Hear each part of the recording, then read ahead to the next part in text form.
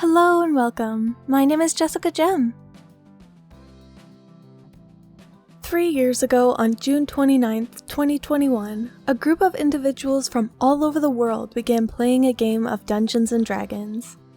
This D&D world has held multiple campaigns of people at differing times throughout the genius DM's life, and Group 3 is the one that started on this day. It is the one that I was a part of.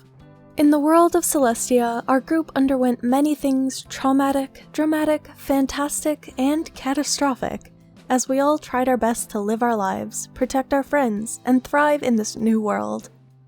As we adventurers fought and toiled, we met many interesting and lovable NPCs, and in some cases even fell in love too. The art that I've decided to do for this anniversary is an homage to our group's past and present. All of our original characters ended up having children through their lives, which we now play, and while in-game circumstances prevented them from having happy and supported childhoods, I can show something more positive for them, at least in an AU. I can dream, okay? First up is Nathan, who was actually originally in Group 2 with Jar, Varys, and Kalhadre, but one of them betrayed the others. One retired to be a teacher and died by Nathan's unwilling hand. It's complicated. And one accidentally tried to destroy the world with a wild magic meteor, so yeah. He ended up spending a lot of time with Frail when they were journeying for a task. Vulpes ended up going to him for help a lot, and Shadow was there trying to help as well. They ended up as a new hybrid group for getting into lots of circumstances, the main bulk of which involved Alice or VECNA. With his power and influence garnered by the wide reach of his church, he caught the attention of several beings looking for a strong alliance through marriage and the creation of an heir. The one he accepted was a descendant of the Winter Fae Queen Mab, the Lady Famua. Through their union was brought Kima, a half-fae, half-human son. Nathan remained in the Fae realm until Kima was about 10 years old, before being sent back to the mortal plane, where he later perished and never saw Kima again. But this video is meant to be cute and happy, dang it, so let's focus on the time they did get to spend together. Nathan was the wielder of a longsword, the legendary Excalibur, which he spent many of his earlier adventuring years gathering and reassembling with his party before being deemed worthy of being its carrier. Later in Kima's life, he also came into possession of the sword, and was not only accepted as its wielder, but the sword bound itself to him, henceforth unable to be used by any other.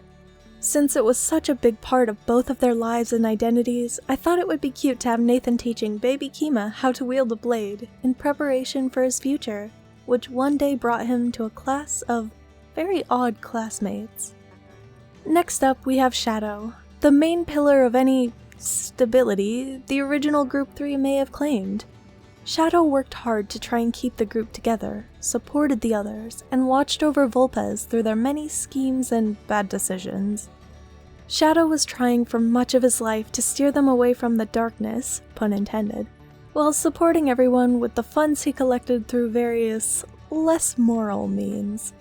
He was quite the gambler, and while some of his bets did not end well, a few of them did, almost as if Lady Luck herself was on his side. In one such gamble gone awry, he ended up in the realm of Timora, goddess of luck. He spent a little while there with her, making deals as he was wont to do, and ended up with a magical 6-sided die which could grant certain boons in his hours of need. Upon landing on the 6, he once again appeared in Luck's realm, this time bearing gifts of baked goods and company. After that meeting, Shadow returned to the mortal realm, continued his path as before looking after Vulpes, before eventually falling to them, as was always expected to be his end. The ultimate fold. Not too long later, a half-tabaxi, half-goddess girl joined a group of rather odd classmates. Light had never gotten to meet her father, but during her younger years, she learned of him through tales of an adventuring party, a curious cat, faster than eyes can perceive, always watching from the shadows. A rather unlucky black cat. This next situation is a bit of a strange one. As I've mentioned, Vulpes was a bit of a troublemaker. if you could count accidentally and purposefully committing multiple genocides, vampire invasions, evil copies of themselves, and the list goes on, as trouble. One of the things I mentioned, the copies of themselves, were sometimes a bit independent with their interests, and one such copy brought about an interesting occurrence. Vulpes 11, yes, 11, was a simulacrum who came into contact with the simulacrum of Alice. Now, both of these creatures had diverged from the original's paths to pursue their own goals, one of which was the testing of research, which they had both always been consumed by. One of the things they held curiosity about was whether or not two false beings could come together to create a real one. Or, that's how the story went, for in truth, they stole a child, wiped his memories, and claimed him as their own.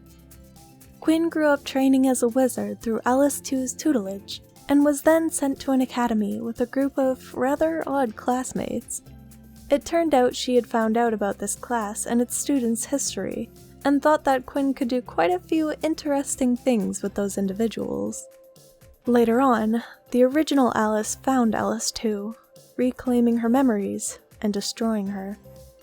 Last off, Rael, my character, my poor baby. Me. An emotional mess who just wanted everyone to be okay. She tried her best to be kind, to reason with others, to not harm and find a peaceful solution wherever possible. She helped mortals build a town and fell in love with Nathan's adopted son Archie in the process. Their bond lasted through pain, curses, trial, tribulation, and torture, and even beyond death, several times. They had twin daughters and tried their best to live a peaceful life for several years, until multiple of their past enemies caught up to them all at once, robbing them of older twin Linnell by a demon prince, and their memories through VECNA sealing them away. The younger twin Sachi was left behind with the simulacrum of Rael that Archie had created to assist her while she was raising the children, who gained her own being and became Leah. She was only allowed this for the cause of assisting VECNA in his ascension to godhood, which resulted in her missing much of Sachi's life. Through her true mission of restoring the family that was misplaced, which in the end cost her everything, she left Sachi behind, but forever this time. VECNA had taken care of Sachi while she was away, sharing some of his knowledge to her insatiable curiosity, until eventually he sent her to school to become a student in a rather odd group of classmates. That odd group of classmates became our next group. I was trying to keep this a bit lighter, but oofa, this is making me emotional. Anyways, I drew a happy childhood moment for all of them that I wish they could have had. Yay! Thank you so much for watching. I hope this was interesting to you. That's all for now, so farewell and have a wonderful day.